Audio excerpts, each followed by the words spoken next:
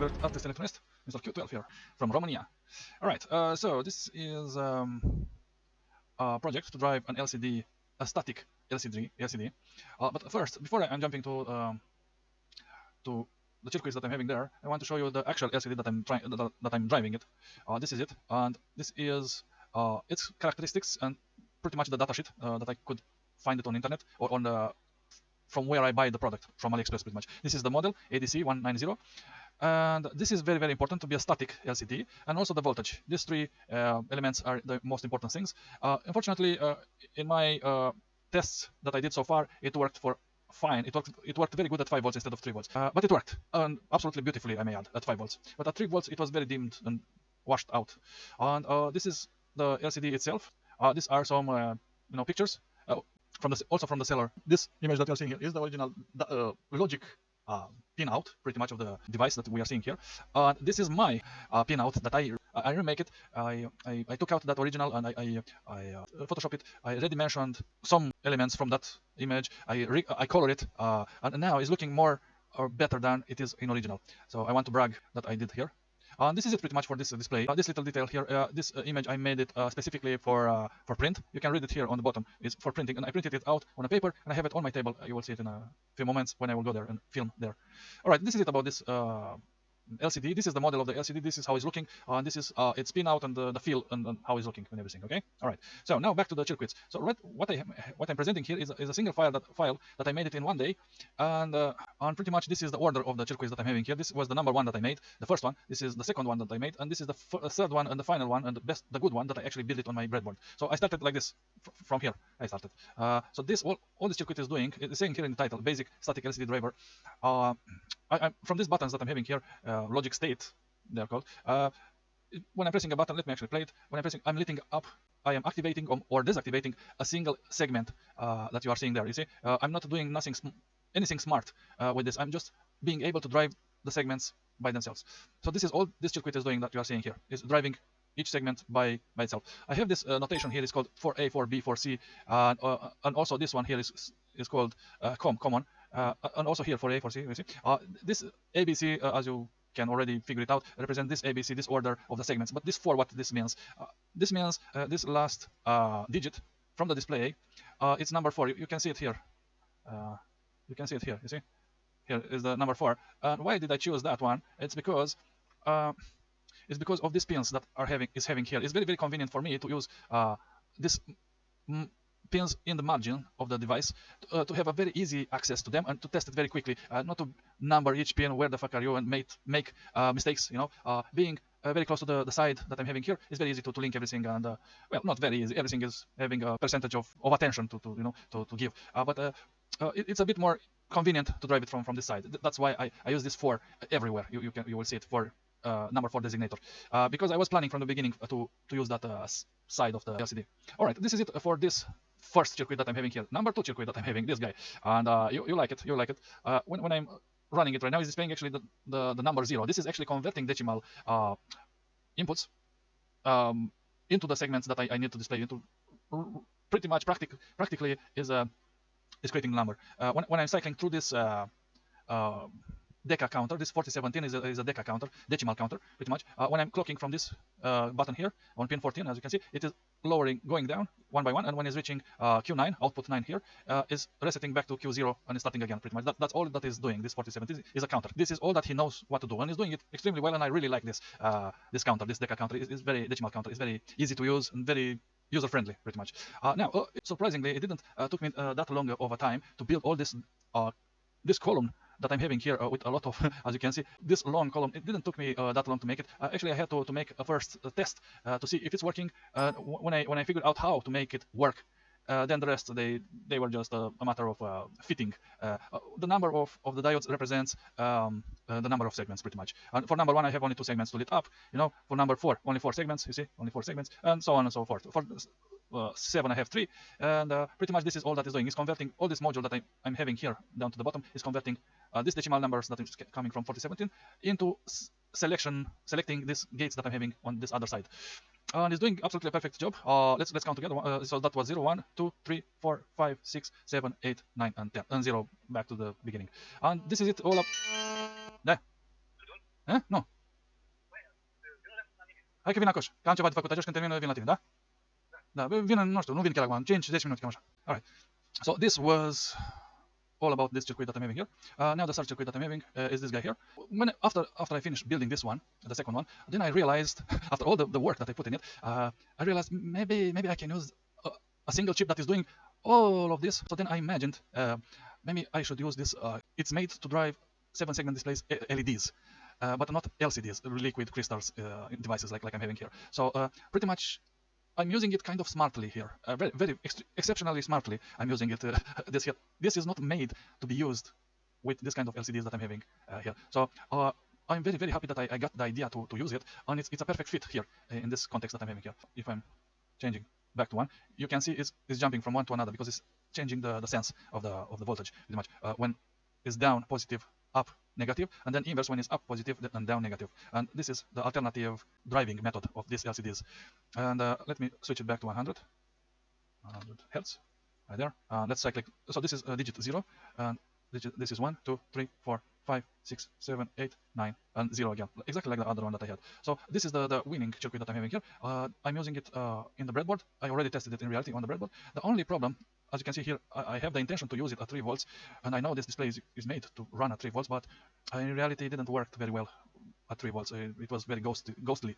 The contrast of the segments were extremely gray out, and it didn't work well with 3 volts, but it worked very well with 5 volts. So I start to believe that this LCD that I have is actually made for 5 instead of 3 volts. But we will see in the future how everything will actually run. I will discover things on my way because I don't have anybody to actually know very well these things to explain to me. So I have to discover them by myself. So this is it for this part. Thank you very much, and see you later with the next update. All right. Hello to everybody. So you can see it here. Can you see it? This is the actual angle that you should watch this display. Like I said already, that I mentioned already, I'm using this side pins of the LCD. That's the common there on the other side. And here I made this colored, and it helped me immensely. Also, I put the segment names. That is very helpful per each pin, not to get messed up. These are the numbers of the pins: 21, 22, 23. As you can see them there, 21, 22, 23. And then directly underneath them is the segment designation. So, and these are the cones. The bottom one, they are the same. Is the same thing. This is the position. This is the glass bulb. You see it here is a small glass bulb that is showing the direction that this should face. And I put a little arrow there to point to show clearly in which direction is pointing. These are the chips that I'm using. Are these guys here, up to 10 counter, and it's having a very funny way of placing the pins of it. Very funny per each. So this is the guy, 4033 deca counter, and from its outputs is going to these buffers. I have the circuit diagram also here. I put it here. It's the same as in Proteus. I actually copy it and I place it here, and everything is fine, as you can see.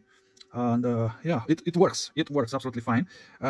And that guy there is the XOR gate, and I'm using only one XOR. That is the 4030. This guy, and I'm using only this. You see, only this XOR gate that is having here next, very close to the positive rail. So these 2 inputs and 1 output, and that's it. And the rest are just floating there. They shouldn't float, but they are. And I used this button to cycle through the numbers that you're seeing here. I was pressing this button, then I said I will use this frequency generator, which is very slow, and it's helping me to cycle through all these segments that is having there. Is commanding, and this is set here to 100 hertz, 100 and something, 108 hertz here on this line. You can see it, and it is when I'm switching from the potentiometer, it is changing the voltage of the segment. The problem is that I'm powering everything that you're seeing here is powered to 5 volts. You see this yellow wire that is powering that chip, and from that chip I get this gray wire that you can see there, this gray wire and this gray wire as well. It's powering all these 3 chips with whatever I'm switching this yellow wire. And right now I put it to the rails, and as you can see there is 5 volts at 30 milliamps. But when I'm switching, I have this voltage regulator here, LM317. I have this white wire here and this line, and I can switch to that, and that is actually 3 volts here. And look what is happening here. Right now it's not that good because I have to command it from here. But you see, it's extremely washed out. It's very washed out. And if I'm turning it multiple times, it will get to a somewhat stable. But I have to really tweak it until I will get something there. I got actually better results than this. This is a bit more tragic. What I'm having right now is very washed out. I had a little bit better results than this. I remember, not with this one, with this one. So let me switch. I got a better result. If I'm switching from here to here, this oscillator, if I'm switching it there, and mount instead of this, mount the button, I will get a bit a better result. So this guy is not that good for 3 volts. I mean, is it very washed out? It's very washed out. Yeah, I remember this helped when I'm restarting it a little bit. It was a little bit more stronger when I first tested it. I hope I didn't fuck it up. And now when I'm pressing the button like that, it's changing the numbers. Let me put it back to 5 or there. And now it's coming into senses. And when I'm pressing the button here, it's cycling through the numbers. You can see. I can bring the light here to be more clear. So I'm pressing here, and the 3 volts are from here, and it's very washed out, extremely washed out, unfortunately. For some reason it is right now very washed out, but it was a little bit more stronger than this when I first tested it. I hope I didn't fuck it up. And yeah, the good news, the very good news, is that it is working at 5 volts. The bad news is that it's not working at 3 volts. I made it work with logic circuitry, with logic gates. I made it work for this particular model, which is a static LCD, driver made only from logic gates, as you can see there. It's very good to have a title all the time for the circuits that you're making, to remember what the fuck you did last time after some time. Let me switch a little bit here, as it was before, because it's nicer. My plan is to test this display with a chip that is made to drive this kind of displays, LCDs. So it is having incorporated inside it all the logic, and pretty much all this logic that you're seeing here is including the XOR gate and all these buffers and the logic that is inside this guy here. So it's one chip with everything inside it, and only I will have to link the wires, and that's it, and clock it, and exactly like I'm doing here, and not all this mess of wires that I'm having right here. But this is a demonstration that I can do it with very cheap, extremely cheap logic gates. And it is a demonstration, and you can use either 4030 or 7486 chip for the XOR gate. That's why I put 2 of them there. So my plan is to use a chip that is doing internally what you are seeing here. Unfortunately, that chip that I currently have right now, I have it for a voltmeter. A voltmeter that is displaying on an LCD. It is made to display on the LCD whatever voltage is measuring somewhere. I never worked with that chip in my life. I only have them. I have a couple of them actually. I don't have only one. And I will have to test from a single reason. This is the only single problem that I have with this display is the voltage. It says in its datasheet that is working for 3 volts, but in reality is extremely washed out at 3 volts and is working absolutely gorgeously. More than happy to see this very beautiful contrast that I'm seeing there, and I hope it will never die because of my testings. But I'm making these testings only with one single segment. If it will crap out in the end, and if all of this what I did here is wrong for some reason, I want to believe it's not wrong. Everything that I made here is absolutely correct and fine and dandy. But if for some reason I fuck it up and all the circuit is not really what it should drive this LCD, at least I am fucking up only one single digit that I'm having here. And remember, it is having 4. Actually, you can see them there, 4, plus some dots. This DP1, DP2, DP3, and this call. You see, call, and DP1, DP2, DP3. And yeah, but that probably it's better made from a PIC microcontroller or from Arduino or whatever to actually drive every single segment that is having inside. So yeah, that's my plan. I expect a chip to arrive that will do everything that you're seeing here and only counting exactly like this 4033. Where are you? Exactly like this Deca counter that I'm having here. But all the pins are to drive an LCD, and all the internal logic is made specifically for driving this static LCDs that I'm having here. And it didn't arrive yet, but I have that voltage chip to measure voltage with it. I already have it in my arsenal, and I can do a test probably in a few hours from now, I hope, to see if it is indeed washing out at 3 volts as it is washing out here. If it's not washing out at 3 volts and working perfectly at 3 volts with that specific designed chip made for working with this kind of displays, if it's working at 3 volts and I'm getting this kind of contrast there, then I can get the conclusion that all this circuitry that I made here, this one, is crap. I really don't know what to think at this moment. I have nobody to tell me if it's wrong or right. I want to believe it is right, everything that I made here, because it is working, after all. But I'm not sure how correct, because it's this alternative waving that it needs for each segment, and I had a lot of problems, a ton of problems with the multiplexed LCD that I had recently. I made a test with that multiplex LCD, and it was a ton of problems, and I couldn't make it work at all. Yes, pretty much this is it for now. I hope you like it. I hope you like my my progress with this, and I will think what I will do with it in the very soon future. And yeah, I will update the movie with this project, how it will develop further. All right, this is a small update, and I was talking with my friend from England, and he found a better solution than my solution that I have. Let me actually power it on.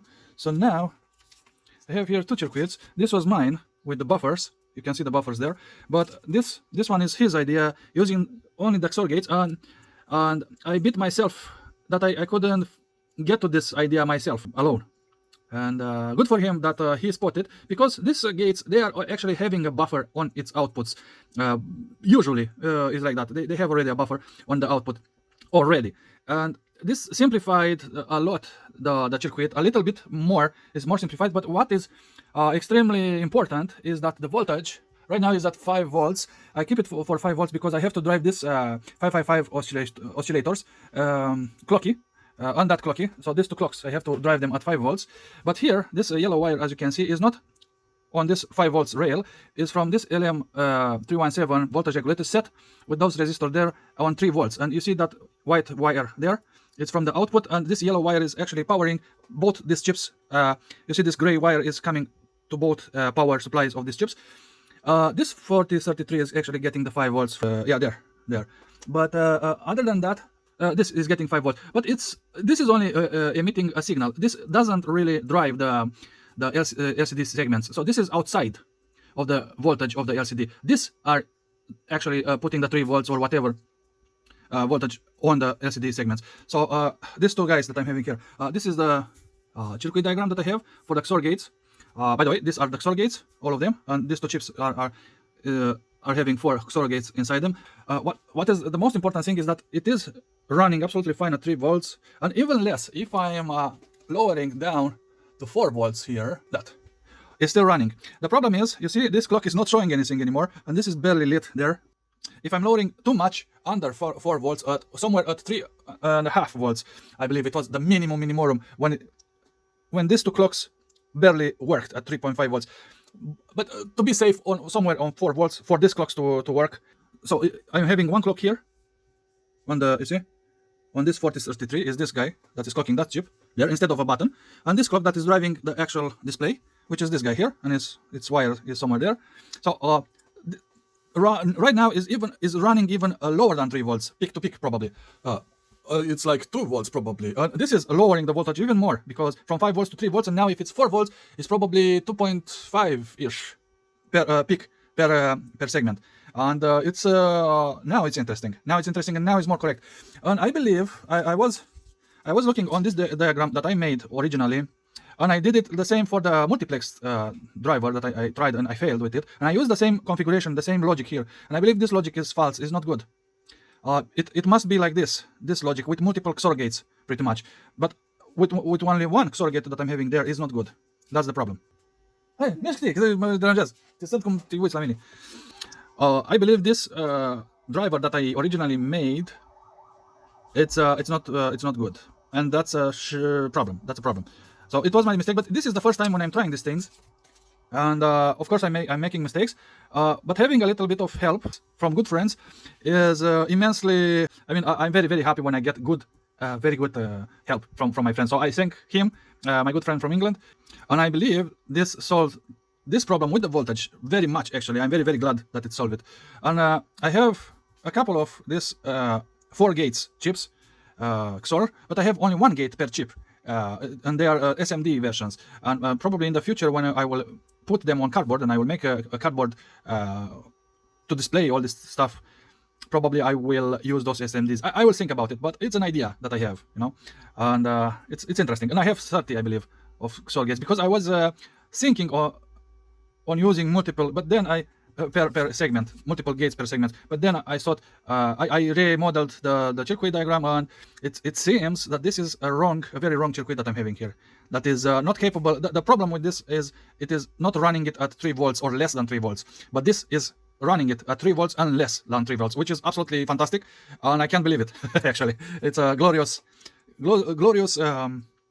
result from this circuit. I really love it. Okay, this is it. This is the upgrade, and this is the update. For now, as you can see, it is running fine at less than 3 volts, because, like I said, this will lower from 5 volts to 3 volts, but now if it's 4 volts, it will be a bit less, 2.5 probably, and it's less than 3 volts, and it's perfectly fine, that LCD contrast that we are seeing there. Fantastic. But the clocky is not showing very well, you know, the LED of it. Probably is having too much bigger resistance. But it is functioning, as you can see. If I'm rotating it, it will increase the... Yeah. It should show an 8 there. Probably that segment is not that used. All right, so pretty much this is it. I really like it. I really like it, and I'm glad I reached this stage. And with this logic that I'm having here right now, probably I will start doing the multiplex again and give it another try. I'm thinking because this was the circuit that I used for the multiplex, and it was wrong from the beginning.